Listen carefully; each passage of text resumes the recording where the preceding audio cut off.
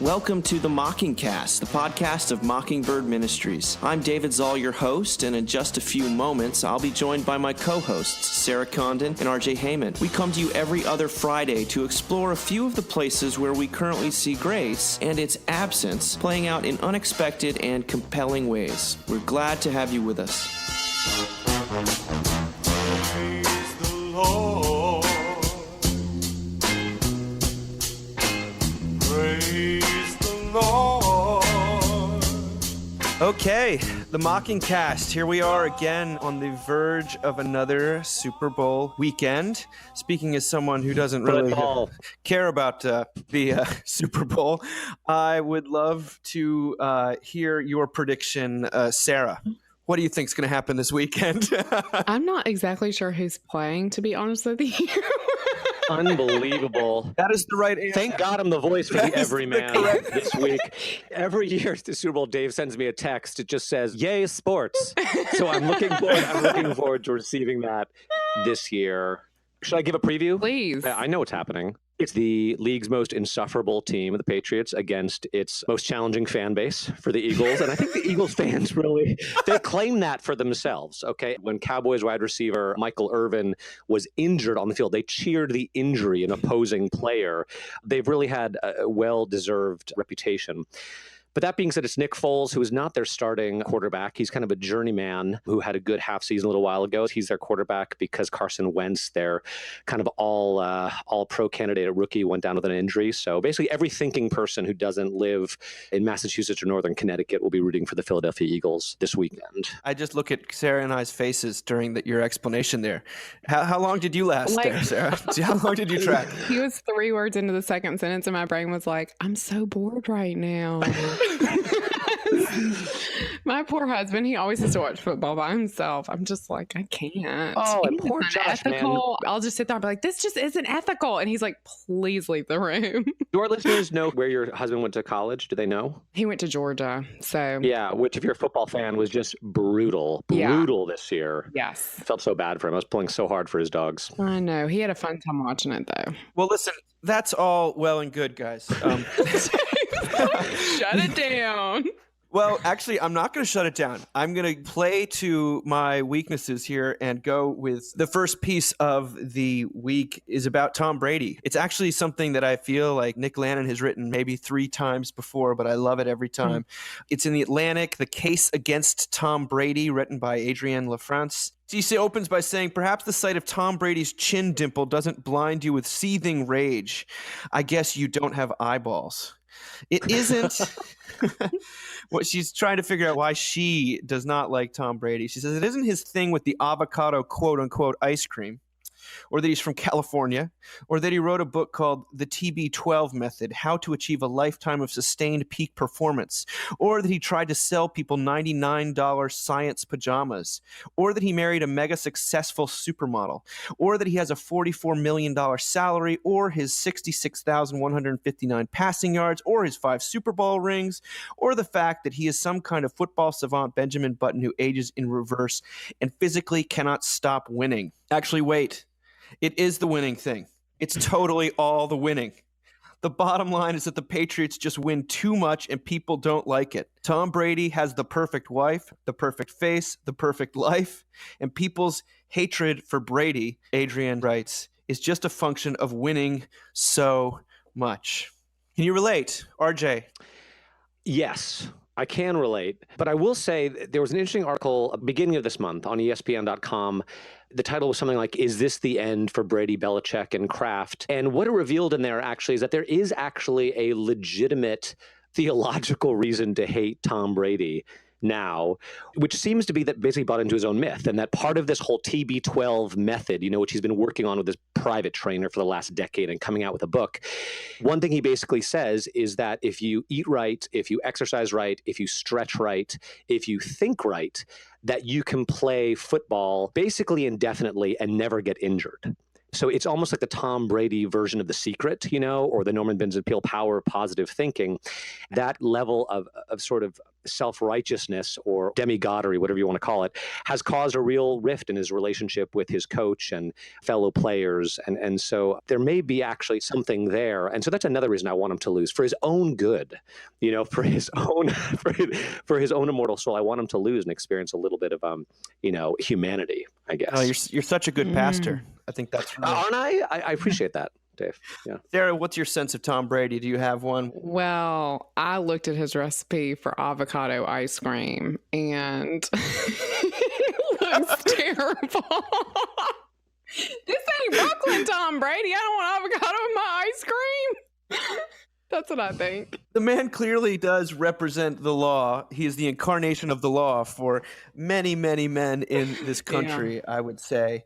And that is why we want to see him brought low and, the Eagles to win, even though, as you say, their fan bases prides themselves on being obnoxious. Is that fair to say?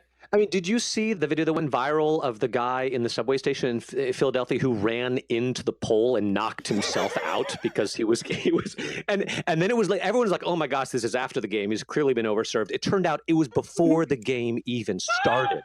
Have you guys not seen, what alternate universe do you live in that you did not see that video? I would like to see it. I mean, I think this is going through our heads. I mean, by the time most people listen to this, that we will know whether or not Tom Brady is a living condemnation of us all. Well, the Patriots are going to win. I'm sorry. The Patriots are going to win. That's what's going to happen, but I'm really, really hoping that they lose. Well, in that article, they talk about, I think it's in the next article, they talk about how there's something inherently human about the underdog and that we will switch to the underdog even mid-game if it looks like the previously team that thought to win is actually become the underdog in the middle of the game. But before we get there, Sarah, the word on the street, or at least on the virtual street, the interwebs, is that you call yourself not a Cradle Episcopalian, but a trailer Episcopalian. Would you care to comment on this gossip? I have a piece coming out, a piece I have wanted to write. I mean, sometimes you write something, you're like, I was born to write this.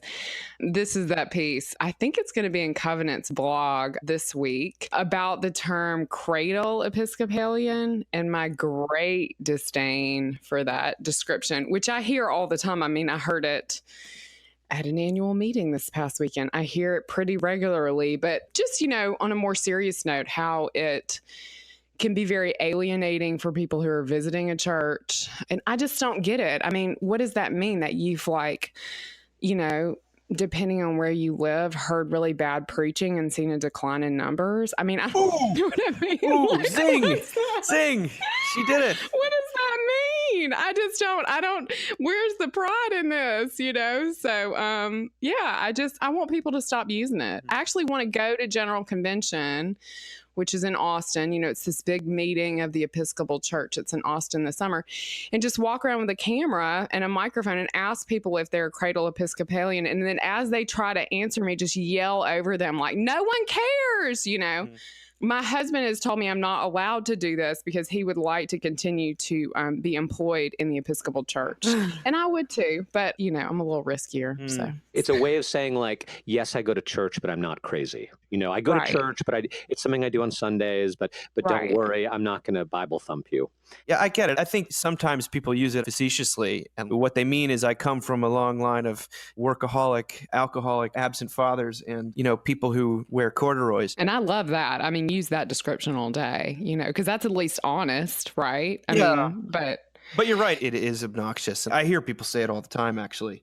And sometimes I want to say, well, I too am a Cradle Episcopalian, like fist bump. What do you do when you're, let's touch prayer books together, even though if we're actually Cradle Episcopalians, we probably don't own a prayer book. No, you definitely don't own one. Yeah. Well, there is the secret handshake, obviously, which I probably shouldn't talk anymore about, but... It's just a thumbs down. That's the handshake. That's what it is. Oh, sorry. It's pretty specific. I know a lot of our listenership, readership is think that maybe never even heard this term before, but welcome to our world, 9 to 5, Sunday morning. And it sort of leads into, I think, the next piece, which is from the LA Times, Johan Hari asking, are junk values making us sick? This is an interesting article. He says there are two kinds of motives that drive human beings. Imagine you play the piano. If you play it in the morning because it gives you joy, that is an intrinsic motive. You are doing it simply because that experience is worth doing in and of itself.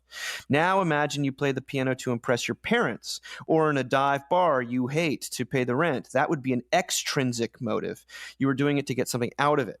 The University of Illinois social scientist Tim Kasser wanted to find out, how does acting on these different motives affect us? He investigated the question using a range of techniques, and his results were startling. People who achieved their extrinsic goals didn't experience any increase in day-to-day happiness. None. So your promotion, your fancy car, your new iPhone, that expensive necklace you're wearing, they won't improve your happiness at all. But people who achieved their intrinsic goals did become significantly happier and less depressed and less anxious. So people whose lives were dominated by extrinsic values had a worse time in almost every respect. They felt sicker, they were angrier, they experienced less joy and more despair and depression. They had worse relationships and they were more insecure. Extrinsic values are KFC for the soul, yet our culture constantly pushes us to live extrinsically. How do you guys live? Extrinsically, intrinsically, both and all the time? Probably more extrinsically, if I'm honest with myself. I find it difficult to take time to do things that I just enjoy for their own sake and don't have some sort of utilitarian value. And part of that is you guys have kids, you have jobs, you have demands, and it sometimes does feel like life is a never-ending to-do list.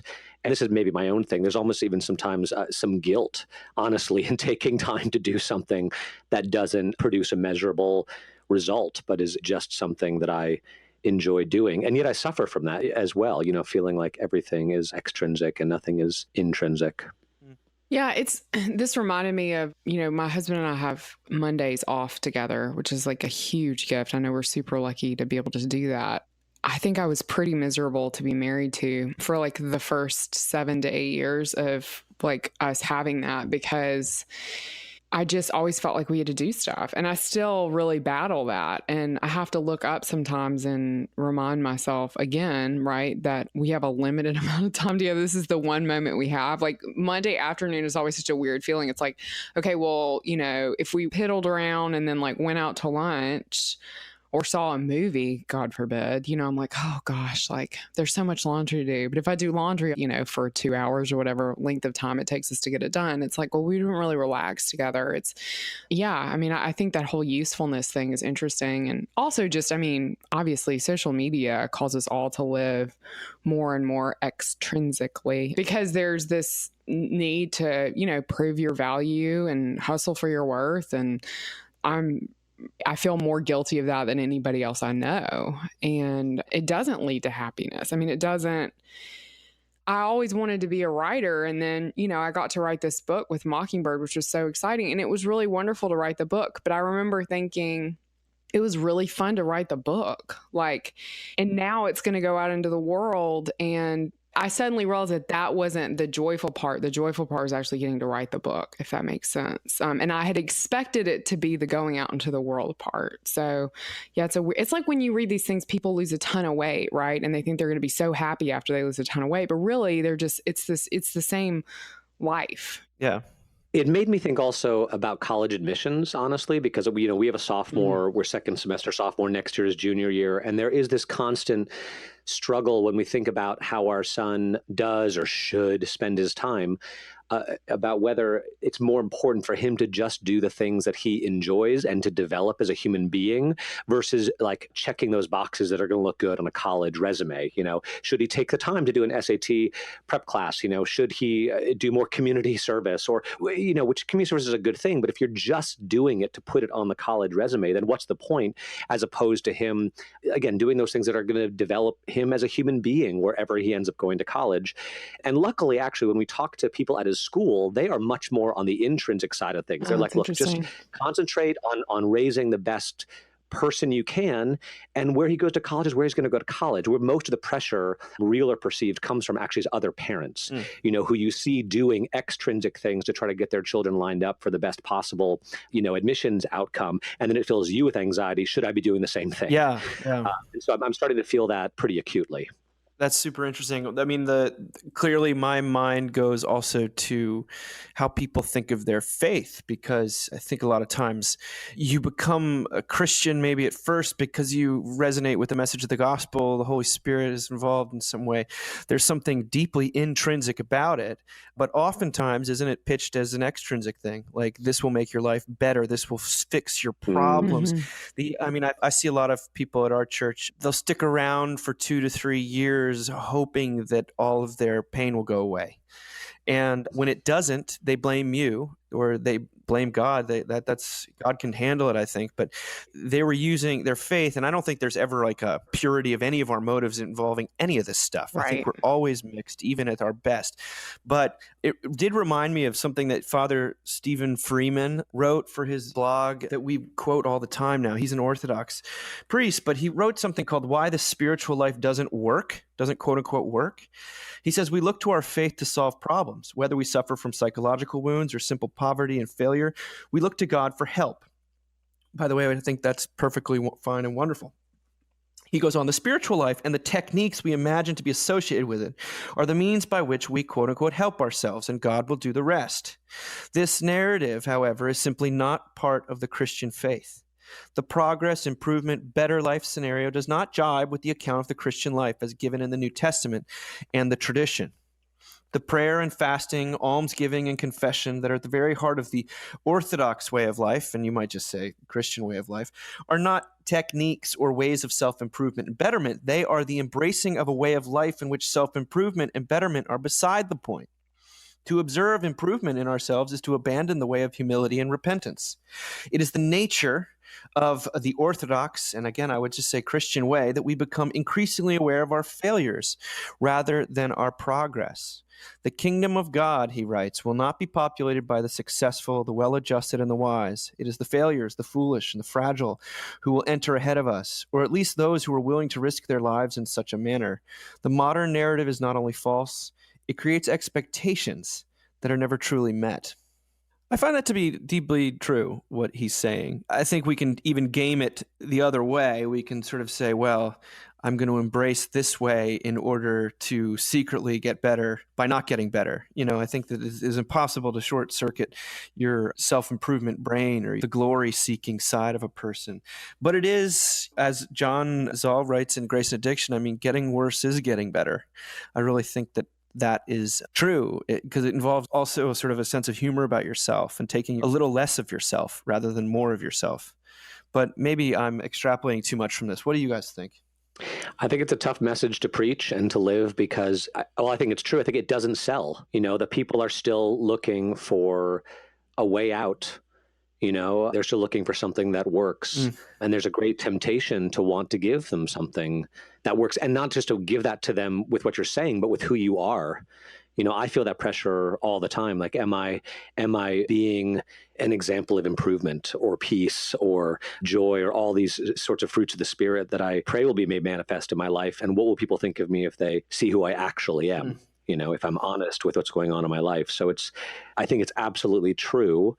I just think it's not necessarily a popular message, and it never has been, right? People want a hero, kind of. So there's no forthcoming RJ12 method book. Is that what you're saying? No. Okay. No, probably Thank not. God. Okay. Yeah, that's right. I thought this was an interesting piece also from the balcony perspective, in terms of how so often the narrative of the church, and certainly some of my own streams of the church, want us to somehow believe that like the kingdom is coming. It's also that kind of thing of like, well, if we just do the work, right? The work is defined in our human terms, but we keep saying it's mandated by the gospel, and then we can't find it there.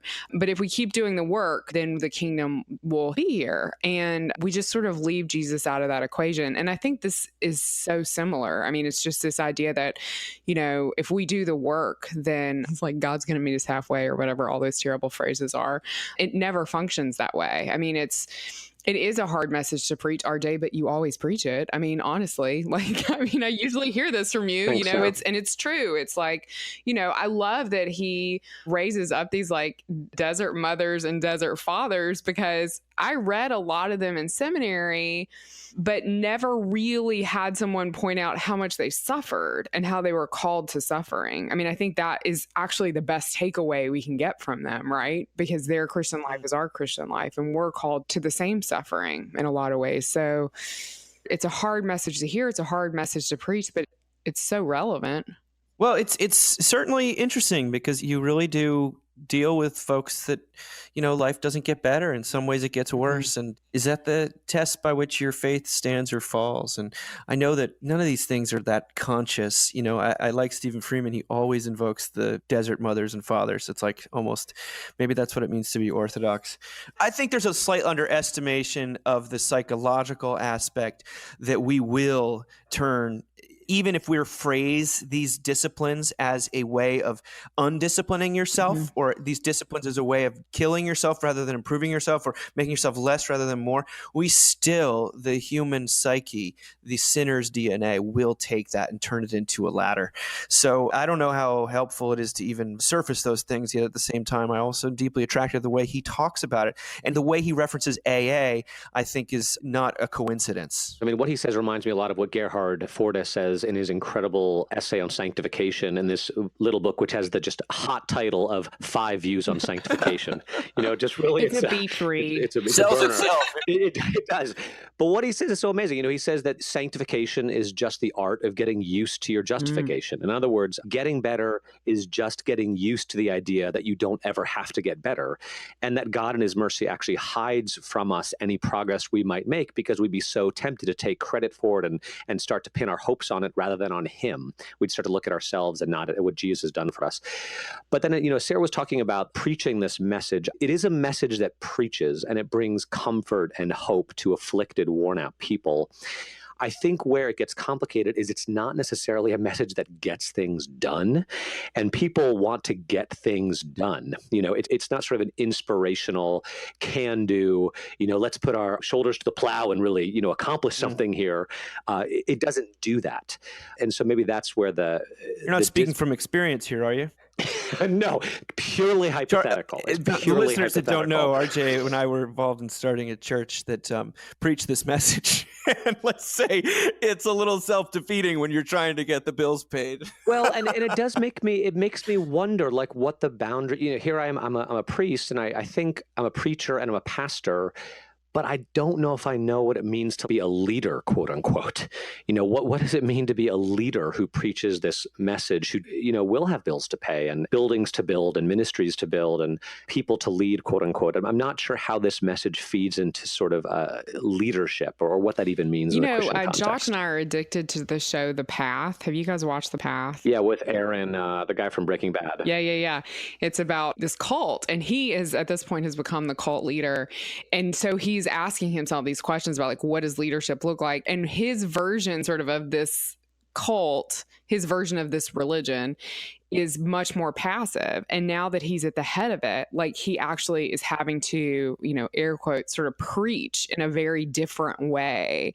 And it's effective.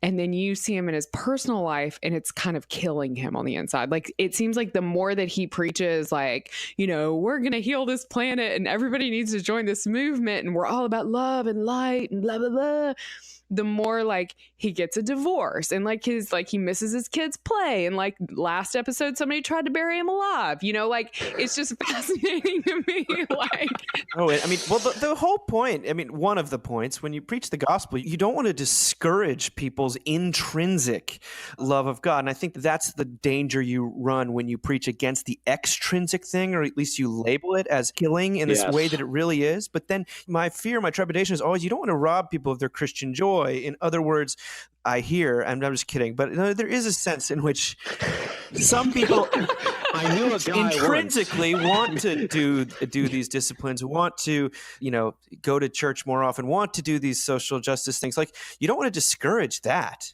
You don't want to you discourage the extrinsic thing while encouraging the intrinsic thing. And I think sometimes when I've failed here, I've ended up, what people are hearing is like to even squash whatever intrinsic, and maybe that's the Holy Spirit's job, is to sort of create works of love, but they're works of love, which is an intrinsic motivation, not an extrinsic motivation, right? I have a real personal experience with that, because I remember the summer after I sort of, had a conversion experience when I was a freshman in high school, and I was so passionate about this love, this grace, this forgiveness. I read my Bible in the morning. I journaled. Like, I had like consistent quiet times, for a while there. And then the next summer, when I went to a quote unquote discipleship camp, and all these things I'd sort of been doing somewhat spontaneously, where people said, well, these are things that you really have to do to sort of keep up your end of the bargain.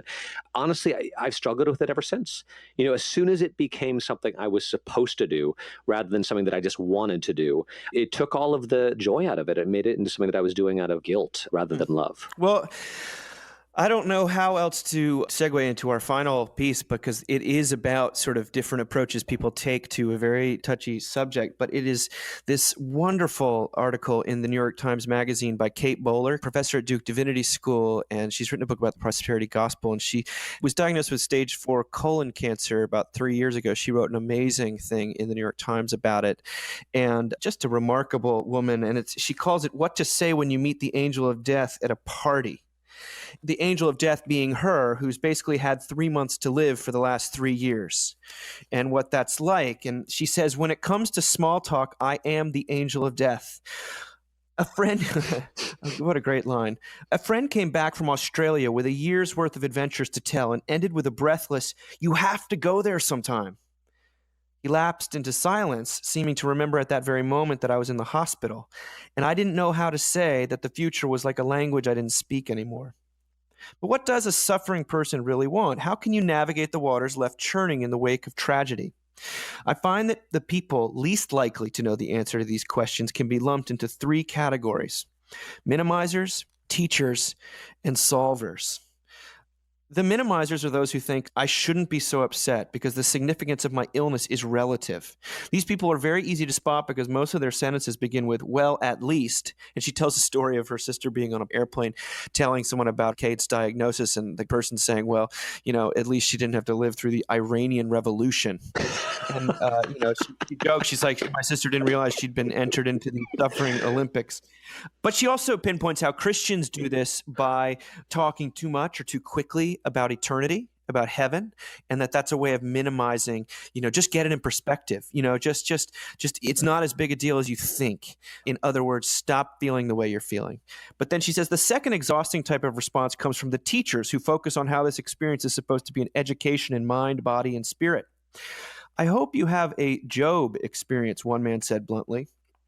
Bowler says, I can't think of anything worse to wish on someone. Job, who lost all his children and just suffered beyond boils, But then she says the hardest lessons come from the solutions people who are already a little disappointed that I'm not saving myself.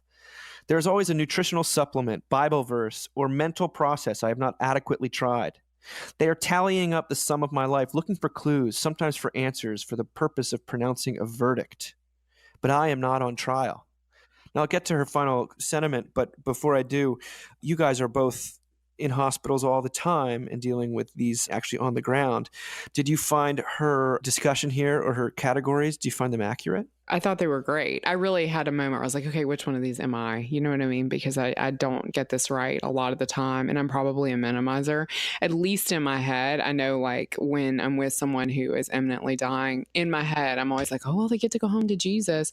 So I loved that she actually says in the piece, like, I'm a professor at a Christian seminary. So a lot of Christians like to remind me that heaven is my true home, which makes me want to ask them if they would like to go home before me, maybe now, So, yeah, I need to think more about that when I'm with people, because even if I'm really thinking it and not saying it, it still means I'm not present to them. It's still me, right? Which is what this all is. We are uncomfortable with death. We are uncomfortable with the idea that this woman is, and she said it in the piece, in this liminal space that people aren't really in for very long, but she's now in for 3 years, right? You're not dead yet, but you're close. Yeah. Anyway, what do you think, RJ? Made me think of a couple things. There was a really wonderful little book I came across maybe like 5 or 10 years ago called Western Attitudes Towards Death by, I think, Philip Arias was his name. Do you pick your books for the titles, RJ? I did. I read this great piece of the New Yorker by Atul Gawande about dying. And You wrote something for us about that. I love that piece. I did. I did. But he just talked about what a taboo death is in our society, that it's like the last great taboo, that it used to be people died at home surrounded by their friends and family. And now they, die in a hermetically sealed building where they've never been before, surrounded by people they don't know. We've taken death and we've completely outsourced it and shoved it to the side because we cannot deal with the reality that we're all going to die. So that's one thought I had. And then, Sarah, like you, I did think about my inclinations to fix, to do something, to bring some kind of hope or healing into difficult situations. And it made me think of that amazing Ryan Gosling movie, Lars and the Real Girl, which I don't want to give anything away, but when Lars, Ryan Gosling, experiences a significant trauma, he goes downstairs and there's these old women sitting there and he's like, "What are you doing here?" And she's like, "Well, we brought casseroles. And we're sitting because this is what you do. That when someone's hurting, you bring casseroles and you sit. And you don't need to say, and by implication, you don't need to say anything. You don't need to do anything. You just need to be there." And how just simple, silent presence and love is maybe the greatest remedy for someone who's suffering. I mean, that is actually kind of what she says. She doesn't want people to ignore what is going on. She thinks acknowledgement is helpful, but acknowledgement alone isn't helpful. What she says, acknowledgement is the impulse to offer encouragement beyond acknowledgement is a perfect one. There is tremendous power in touch, in gifts, in affirmations when everything you knew about yourself might not be true anymore. I am a professor, but will I ever teach again? I'm a mom, but for how long? A friend knits me socks and another drops off cookies and still another writes a funny email or takes me to a concert. These seemingly small efforts are anchors that hold me to the present, that keep me from floating away on thoughts of an unknown future. They say to me, like my sister Maria did on one very bad day, "Yes, the world has changed, dear heart, but do not be afraid. You are loved. You are loved. You will not disappear. I am here." You almost don't want to sully that with any kind of commentary. I was at this conference this past weekend out in St. Louis with a wonderful group of folks, and I was talking to a chaplain who was saying that, you want to preach to people on their deathbed, and a lot of times they want to know, is there a gracious God? That's when they finally are asking that question. But, what you're trying to convey is that God is present, especially when it looks like he's not, in that sort of sub contrario cruciform way. And instead of saying God is present in that moment, you simply are present in that moment. Like you are the presence of God. I mean, maybe if you're wearing a collar, that's sort of doubly so. But to wrap words around it maybe cheapens it. You sort of are bringing all of your own extrinsic and intrinsic motivations to play. I don't know. I thought of you immediately when I read this, actually. I mean, I really appreciate that this woman is brave enough to be writing this stuff, because I cannot imagine, I know it's because I am one, but for me, there's like literally nothing sadder. No offense, dads on the podcast, but there's literally nothing sadder than a mom who's dying with small children. Like, it just makes me so deeply sad because there's so much you miss out on. And for her to be able to have the capacity to talk about this and to teach us before she leaves is just incredibly brave to me. And I love, Dave, I hope you don't mind me sharing this, but you told me that we asked her to come and speak at a conference, right? Yeah. And what did she email back? We wanted to interview her for something or ask her to write for something. And she's like, yeah, thanks for the invitation. I can't do it. I'm dying. I love that. Yeah, I mean, I'm with RJ, though. It's such a weird thing now when people die and we're like, oh, so-and-so died, and so-and-so could be 3 or 93. And everyone's like horrified. And it is horrifying, especially when people are young, but we just completely lost track of the fact that it's inevitable. That's just gone. So, Thursday is my hospital day. And in a lot of ways, it's my favorite day of the week, because it's not just that I get to sort of get out of the office and be down at the med center, but spending time with people who are suffering is such a powerful antidote to performancism. You know, that when I get caught up in thinking that it's all about what I can build or what I can accomplish or what I can bring to the table, and that's sort of what life is about, to spend time with people who are just there, who are patients, who are having to be patient, it's incredibly grounding, and it reminds me of what's true about our faith, and that, again, we're human beings, we're not human doings, and that when someone's lying in a bed, suffering, dying, whatever it is, they're not thinking at all about what they did or didn't accomplish. They're only thinking about the relationships they have with the ones they love and with God, and it brings everything into very stark relief. Like, I sort of can't imagine preaching or leading a church in any kind of consistent way if I'm not spending, time every week or every couple of weeks in a hospital, being reminded of what's real and what's true. RJ and I actually share a hospital day, which means that RJ just does all the visits and won't let me have any. Just so you know. Like, it's rare that he'll be like, hey, can you go see this person? He's like, I know. I'm going to go see them all. I'm like, all right, man. I think people think it's a time suck or something. It's something that I don't have time to do. And I'm like, dude, don't take this away from me. Like, my ministry will just wither away and die if I'm not spending time with people that are going through real things. I don't want to spin in my own head all the time. I wrote about it on the website this week, but my beloved therapist and mentor, Dorothy Martin, died this week. And it had me thinking about this on a deeper level. RJ, you probably remember when she spoke at Mockingbird all those years ago. And she is just an incredible person. And I think she was ready. She'd lost her husband a few years ago, was sort of really missed him. But the way she even talks about how to deal with people, the way she dealt with me, is something I just wanted to read. A little passage from her book to close here is, she's writing about sort of misbehaving children or troubled kids. And she says, understanding what it is like to be under siege, the good parent, as well as the good mentor, intervenes powerfully and unconditionally on the side of what is good for the child, standing with the child instead of standing over against him in judgment.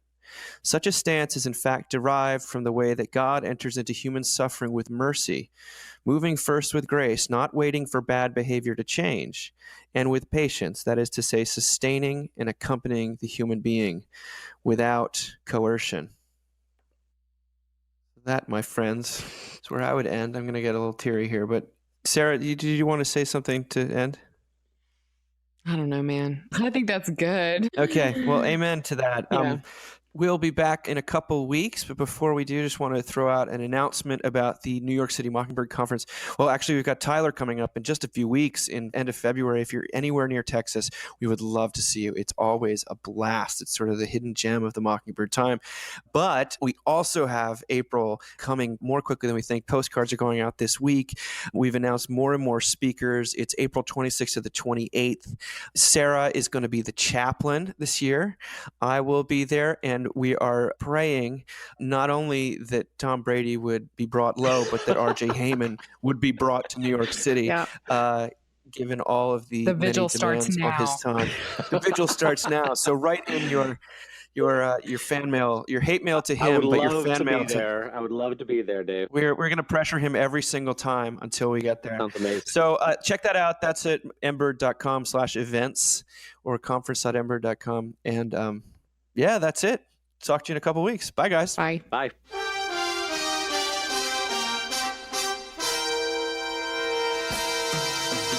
Thank you for listening. Remember, you can find us on the web at www.mbird.com. And we'd always love to hear from you at info@mbird.com. Audio production for the Mockingcast is provided by the Narrativo Group. And if you like what you've heard, please do drop over to iTunes and leave us a rating and review. Until next time.